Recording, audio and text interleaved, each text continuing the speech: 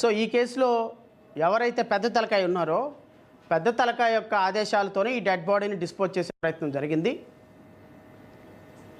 Bus stand దగ్గర dispose చేసే ప్రాసెస్లో భాగంగా ఒకవేళ నిజంగానే పోలీసులు ప్రొసీజర్ ఫాలో అయ్యి ఉంటే ఎవరిదో 58 మధ్య సంవత్సరాల వయసు ఉన్న అతన్ని కాల్ చేసామని చెప్తున్నారు. ఒక అన్నోన్ డెడ్ బాడీ దొరికినప్పుడు ఫస్ట్ పోలీసులు చేయవలసింది, ఒక అన్నోన్ డెడ్ బాడీ దొరికిన తర్వాత ఎక్కడైనా సరే ఫస్ట్ వాళ్ళు చేయాల్సిన పని, ఒక డెడ్ బాడీని చూడగానే మనకు అర్థమైపోతుంది. చుట్టుపక్కల వాళ్ళని విచారిస్తే, సార్ ఈయన బెగ్గరు, సంవత్సరం నుంచో 3 నెలల నుంచి ఇక్కడే అడుక్కుంటున్నాడు, సో ఇతను అని ఒక నిర్ధారణకు వచ్చిన తర్వాత ఆయన బెగ్గర్ అయినా సస్పెక్టెడ్ డెత్ అయినా ఫస్ట్ పోలీసులు చేయాల్సింది 174 కింద సస్పీషియస్ డెత్ కింద ఎఫ్ఐఆర్ నమోదు చేయాలి. ఏదైతే 24వ తారీఖు డెడ్ బాడీ దొరికిందో మాచవరం బస్టాండ్ దగ్గర, ఆ డెడ్ బాడీకి 55 సంవత్సరాలు 40-50 సంవత్సరాల వయసు మధ్యలో వేసిన డెడ్ బాడీకి ప్రొసీజర్ ఏమీ ఫాలో అవ్వాల. ఫస్ట్ చేయాల్సిన పని చుట్టుపక్కల వాళ్ళందరూ ఇతను బెగ్గరా, ఇతని పరిస్థితి ఏంటని అడగాలి. ఈ కేసులో అడగలే. అడిగి ఇతను ఒక బెగ్గర్ అని ప్రాథమికమైన నిర్ధారణకు వచ్చిన తర్వాత ఫస్ట్ చేయవలసింది ఎంసేఫ్ డివైస్ అని ఒకటి ఉంటుంది పోలీసుల దగ్గర. డివైస్ అంటే ఎంసీ డివైస్. ఈ ఎంసీ డివైస్లో దేశవ్యాప్తంగా ఉన్నటువంటి క్రిమినల్ పోలీస్ స్టేషన్కి వెళ్తే ఫస్ట్ ఏదన్నా దెబ్బ తగలగానే, ఏదన్నా ఎవరన్నా కొట్టామని పోలీసులు రిపోర్ట్ ఎఫ్ఐఆర్ అవగానే ఫస్ట్ పోలీస్ స్టేషన్కి తీసుకెళ్ళి వాళ్ళు చేసే పని ఏంటి అంటే ఏలుముద్రలు తీసుకుంటారు. అది రౌడీ షీటర్లకి, ఒక క్రిమినల్ బ్యాక్గ్రౌండ్ ఉన్న వ్యక్తులకి కామన్ థింగ్ అది. తర్వాత ఐరిష్ తీసుకుంటారు కళ్ళకు సంబంధించి.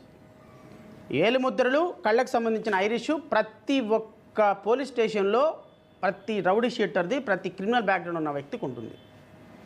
ఇది వాళ్ళు తీసుకొని డివైస్ డేటాలో సేవ్ చేసి పెడతారు.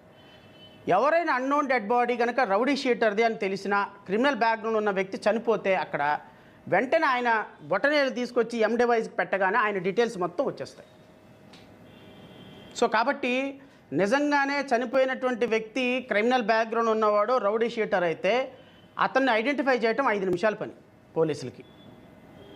ఒకవేళ దాంట్లో కూడా డీటెయిల్స్ దొరకకపోతే వీళ్ళు చేయాల్సిన పని, ఇంకో పని ఏంటి అంటే వీళ్ళకి ఫోటోలు తీసి డెడ్ బాడీని క్రైమ్ యాక్ అని ఒకటి ఉంటుంది, పెద్ద యాప్ అది. క్రైమ్ యాప్ దేశవ్యాప్తంగా ప్రతి అన్నోన్ డెడ్ బాడీకి సంబంధించిన ఇన్ఫర్మేషన్ దాంట్లోనే ఉంటుంది.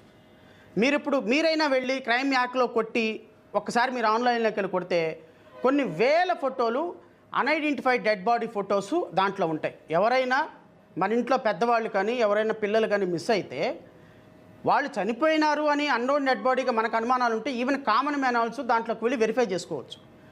ఎందుకంటే పోలీసులు ఒక అనాథ డెడ్ బాడీ దొరకగానే ముందు డివైస్లో వెతకాలి. ఒకవేళ దాంట్లో దొరకకపోతే ఆయన ఫోటోలు ఈ యాప్లో అప్లోడ్ చేయాలి.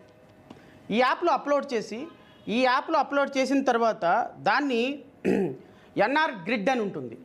దీంట్లో ఈవెన్ ఐరిష్తో సహా ప్రతి ఒక్క ఆధార్ కార్డుతో లింకప్ అయి ఉంటుంది.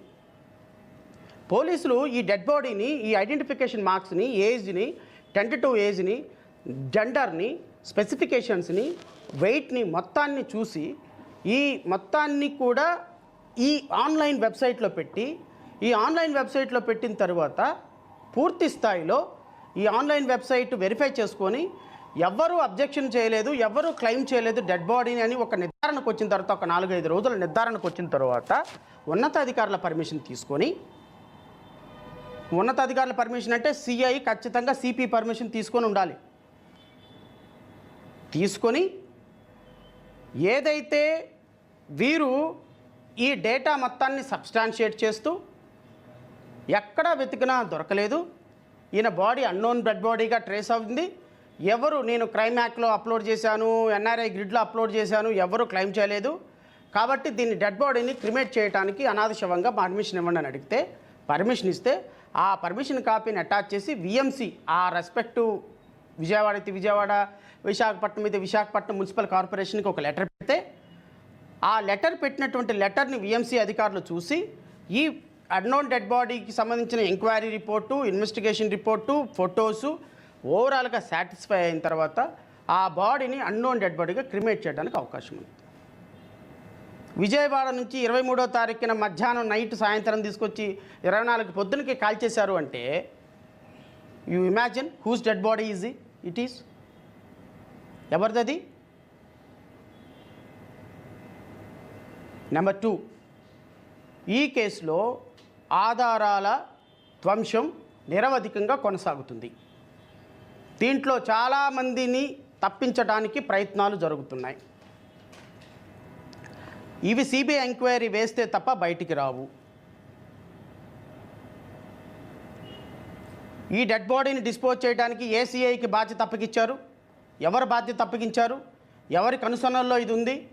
ఎవరి ఆలోచనల్లో ఇది ఉంది? ఎవరికి తెలిసినప్పటికీ కూడా దాన్ని మ్యానిపులేట్ చేసి బయటికి రానియకుండా చేశారు. ఎవరెవరు దీని వెనక ఉన్నారు? ఏ టాస్క్ ఫోర్స్ వాళ్ళు ఉన్నారు? ఏ పొలిటీషియన్స్ ఉన్నారు అనేది ఈరోజు సిట్ ఫామ్ చేశారు. ఆ సిట్ ఫామ్ చేసిన తర్వాత అది బయటకు వస్తుందో లేదో నాకైతే తెలియదు. బట్ ఒకటైతే మాత్రం కన్ఫర్మ్, ప్రతి సీసీ ఫుటేజీ మాడిఫై అవుతుంది. ప్రతి సీసీ ఫుటేజీ ప్రతి ఆధారాన్ని కూడా చించివేసే ప్రయత్నం చేస్తున్నారు. ఎవరైతే నాగరాజు సచ్చీలుడు, నాగరాజుని అరెస్ట్ చేయొద్దని ఒక నలుగురు జై జై నాగరాజు జై జై నాగరాజు అన్నారంట. ఇక చూడు మొదలుపెట్టింది తెలుగుదేశం మీడియా. సిగ్గు, శరం, మానం, అభిమానం ఏమైనా ఉందాయా మీ మీడియాకి? పోలీస్ ఆఫీసర్ని అరెస్ట్ చేయొద్దు జై జై అన్నాడంట, దాన్ని మీ మీడియాలో ప్రొజెక్ట్ చేస్తారా? ఎటుపోతున్నదే బాబు మీడియా? ఇంకా మీ అవసరాల కోసం అశుద్ధం తినటానికైనా రెడీయే. నాగరాజుకు సపోర్ట్ చేస్తూ మీరు కవర్ పేజీ స్టోరీలు వేస్తారా? తెలుగుదేశం పార్టీ సపోర్ట్ కాబట్టి. ఇంతకు మించి నేను ఇంకేం మాట్లాడలేను వాళ్ళ గురించి. I'm very sorry to say. ABN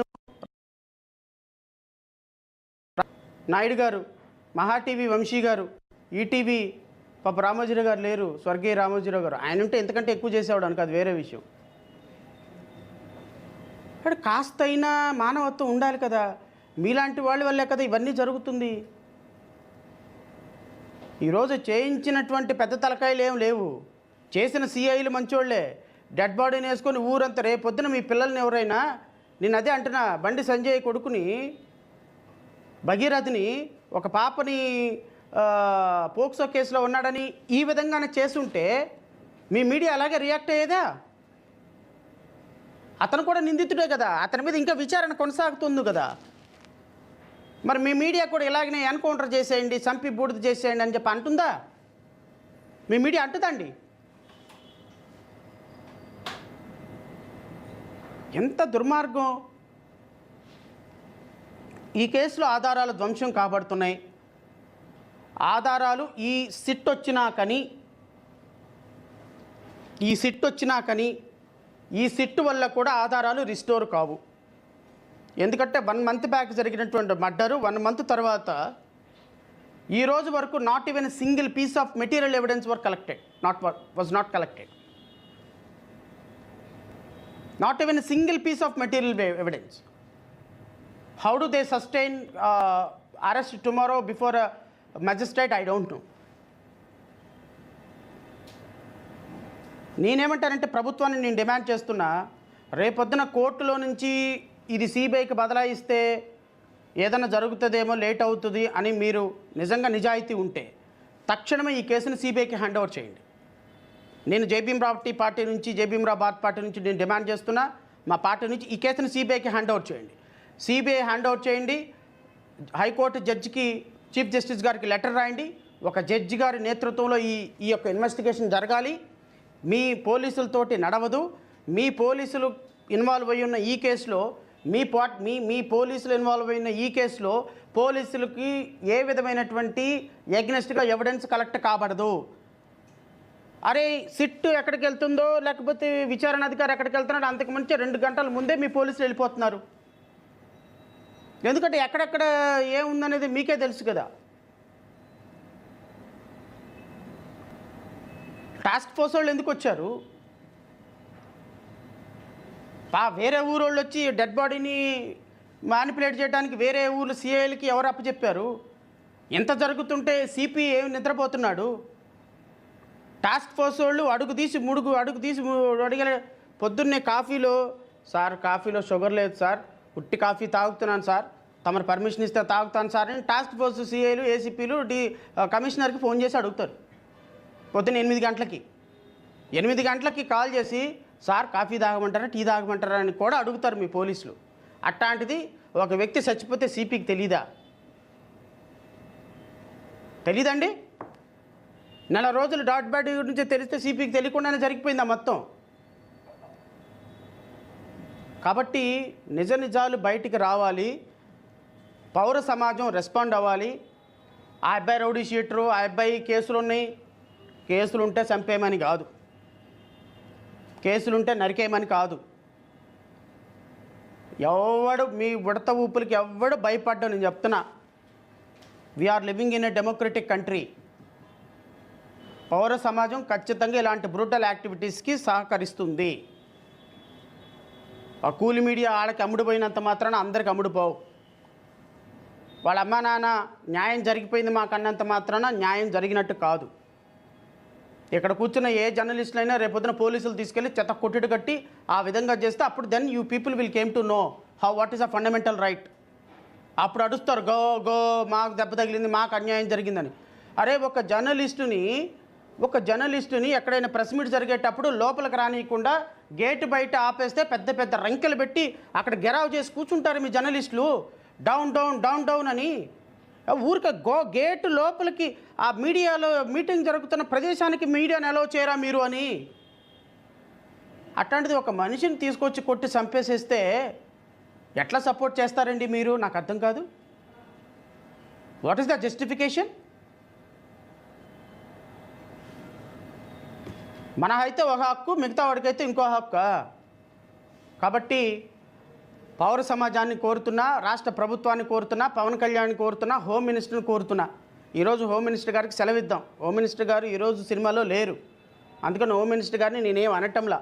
home minister గారికి పాపం ఆవిడ చాలా బాధపడుతున్నారు, లా అండ్ ఆర్డర్ ఈ విధంగా అయిపోయిందని.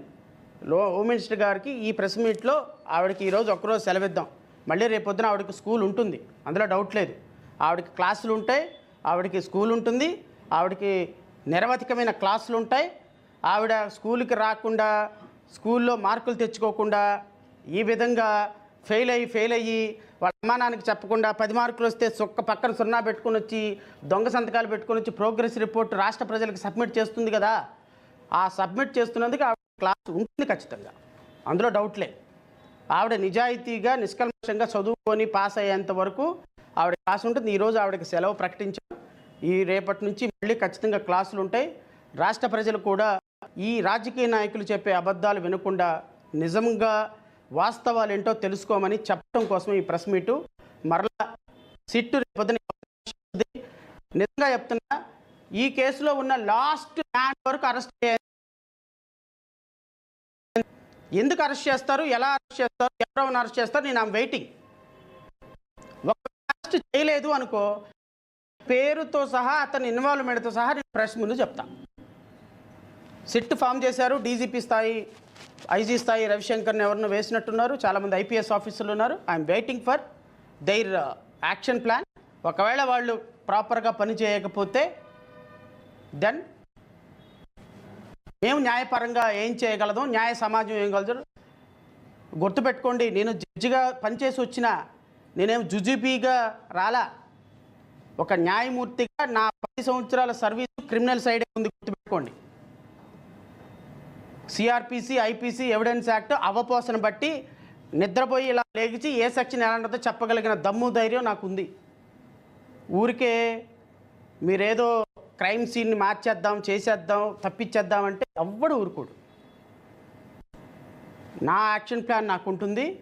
ఖచ్చితంగా లాస్ట్ మ్యాన్ వరకు దీంట్లో అరెస్ట్ కావాలి. అలాగని అమాయకుల్ని బంధించకూడదు, అమాయకుల్ని ఫిక్స్ చేయకూడదు. నిజంగా వాళ్ళు తప్పు చేయలేదా, let them set it free. తప్పు చేసినా ఎంత పెద్దోడైనా he has to stand before a law. Court ముందు, న్యాయస్థానాల ముందు దోషిగా నిలబడాలి. అలా నిలబడేంత వరకు నా పోరాటం కొనసాగుతుంది. కాబట్టి మీడియా సోదరులకు కూడా నాకు మద్దతు ఇచ్చి ఈ విషయంలో చూడండి సార్, నేను ఎందుకు చెప్తున్నానంటే, ఒక దళిత యువకుడు యొక్క కొడుకు ఈ సిఐ బ్రోటల్ వల్లనే నిద్ర మాత్రలు మింగేది. ఇతను నాగరాజును వదిలేద్దాం సార్, సాయి కృష్ణను వదిలేద్దాం సార్, రౌడీ షీటర్ కాబట్టి. సార్ వాట్ అబౌట్ సార్ 21వ తారీఖు మేలో చనిపోయినటువంటి పేరుపోవు క్రాంతి కుమార్ పరిస్థితి ఏంటి sir? Kranthi Kumar rowdy sheeter అండి. క్రాంతి కుమార్ ఎవరైనా ఆ సిఐ కొట్టడం అతనికి ఒక ప్యాషన్. అది ఈరోజు ఎంతమందిని కొట్టాము అని లెక్కేసుకుంటాడు ఆయన. నాగరాజు గారు ఒక సిఐగా ఈరోజు ఎంతమందిని, అయ్యో 20 మందినే కొట్టానా, ఇంకో 5గురు మిస్ అయ్యారే అనుకునే ప్యాషన్ ఉన్నటువంటి పోలీస్ ఆఫీసర్ క్రాంతి కుమార్ చనిపోవడానికి కారణం ఆయన. నా దృష్టికి ఇంకో 10 కేసులు వచ్చినాయి. ఈ 10 కేసుల్లో 5గురు ఆత్మహత్య చేసుకొని చనిపోయారండి బికాజ్ ఆఫ్ ఈజ్ నాగరాజు. వాళ్ళ తల్లి నాకు రాత్రి ఫోన్ చేసి, ఈ వెధవ వల్ల నా కూతురు చనిపోయిందండి 6 నెలల క్రితం, వీడు మాట్లాడిన మాటలకి నన్ను టీవీలో చూసిన దగ్గర నుంచి ఏడుస్తూనే ఉంది, ఆ రోజు కానీ మీ దగ్గరకు వచ్చినట్టు నా కూతురు బతికేదేమోనని. ఎంతమంది ఇతని బాధితులు ఉన్నారో తెలుసా? క్రాంతి కుమారే నిదర్శనం అండి. క్రాంతి కుమారు ఒక వ్యక్తి, ఒక పోలీస్ ఆఫీసర్ తిడుతుంటే కొడుతుంటే పోలీస్ ఆఫీసర్ చట్ట ప్రకారం వ్యవహరిస్తే ఏ నిందితుడు సూసైడ్ చేసుకోడు. పట్టుకొచ్చి నేను అరెస్ట్ చేస్తున్నాను రా, నువ్వు జైలుకి వెళ్ళు అంటే పంపించాయా, నేను ఏదో తప్పు చేస్తే జైలుకి వెళ్తా, లేకపోతే బెయిల్ పెట్టుకుని బయటకు వస్తా. ఈయన బెయిల్ పెట్టుకుంటే ఊరుకోడంట. బెయిల్ పెట్టుకోను అని ఈయనకి రాసిస్తే తప్ప ఈయన రిమాండ్ చూపించడంట. నువ్వు బెయిల్ పెట్టుకున్నావా, రిమాండ్ చూపించను, ఇక్కడే ఉంచుతా. నయా నేను బెయిల్ పెట్టుకొని ఉంటాను అంటేనే రిమాండ్ పెడతా. ఏంటా ఆ పొగరు? క్రాంతి కుమార్ చనిపోయినాడు, ఆ తల్లిదండ్రులకి ఎవరండి సమాధానం ఇప్పుడు? ఒక దళిత బిడ్డ, మాదిగ బిడ్డ, మా సహోదరుడు. ఈరోజు ఆ నాగరాజుకి సపోర్ట్ చేస్తున్నటువంటి మీడియా మొత్తాన్ని నేను అడుగుతున్నా, ఆ కుటుంబానికి ఎవరు బాధ్యులండి? ఇప్పుడు ఎదిగొచ్చిన కొడుకు మాకు మంచి చేస్తాడు, మమ్మల్ని బతికిస్తాడు, మమ్మల్ని చూసుకుంటాడు అన్న ముసలి తండ్రులు అల్లారు ముద్దుగా పెంచుకున్న కొడుకు ఈరోజు చచ్చిపోతే దానికి మీ మీడియా ఏం సమాధానం చెప్తుంది? నాగరాజు దానికి బాధ్యుడు కదా? ఒక వ్యక్తి చనిపోతూ నేను నిద్ర మాత్రలు మింగి అతనే నాకు కారణం అని చెప్తే it is amount to a dyeing declaration. చనిపోతూ ఒక వ్యక్తి చెప్పిన ప్రతి మాట వాస్తవం చట్టం దృష్టిలో. దానికి ఇంకా ఎవిడెన్స్ కూడా అవసరం లేదు, because it is a conclusive proof. Conclusive ప్రూఫ్గా ఉన్నటువంటి ఒక వ్యక్తి చనిపోతే ఈరోజు మీరు మీడియా మాట్లాడదా? కాపులు చనిపోతే కులం, దళితుడు చనిపోతే కులం, మరి ఏది చనిపోతే కులం కాదు? ఎవరైనా మీ సామాజిక వర్గం కూడా కందుకూరులో చనిపోతే మాత్రం రాష్ట్రం అంతా గగ్గోలు పెట్టేసేసి వెళ్ళిపోయి ఆడికి 4 ఎకరాల పొలం 50 లక్షల రూపాయలు డబ్బు ఇప్పించారు. సిగ్గుపడండి మీడియా వాళ్ళు కూడా. మీరు కాదండి, ఏమనుకోవద్దు. ఆ మీడియా ప్రభుత్వానికి కొమ్ము కాసే మీడియా, బాధితుల తరపున మాట్లాడకుండా నిందితుల తరపున మాట్లాడుతున్న మీడియా. 100 కోట్ల రూపాయలు పెట్టుకొని ఛానల్స్ పెట్టుకోగానే సరిపోయిందా? మీకంటే ఏ ఛానల్ లేని యూట్యూబ్ ఛానల్ నడుపుకుంటూ నిజాయితీగా మాట్లాడేవాడు 1000 రెట్లు బెటర్ మీకంటే కూడా. కాబట్టి మీడియా సోదరులకు కూడా ఈ అంశాల మీద మేము చేసేటువంటి పోరాటం, ఎందుకంటే రేపొద్దున మమ్మల్ని కూడా బుక్ చేస్తారు దేద్దాం దాంట్లో. సామధాన దండాపాయలు వాడుతున్నారు వినటంలా. రేపొద్దున కనుక మమ్మల్ని కూడా బుక్ చేసినప్పుడు మాలాంటి వాళ్ళకి, మా చుట్టూ ప్రజలు ఉంటారు, అందులో డౌట్ లేదు. జడా శ్రావణ్ కుమార్ని టచ్ చేస్తే ఏం జరుగుద్దో ప్రభుత్వానికి తెలుసు, అందులో డౌటే లేదు.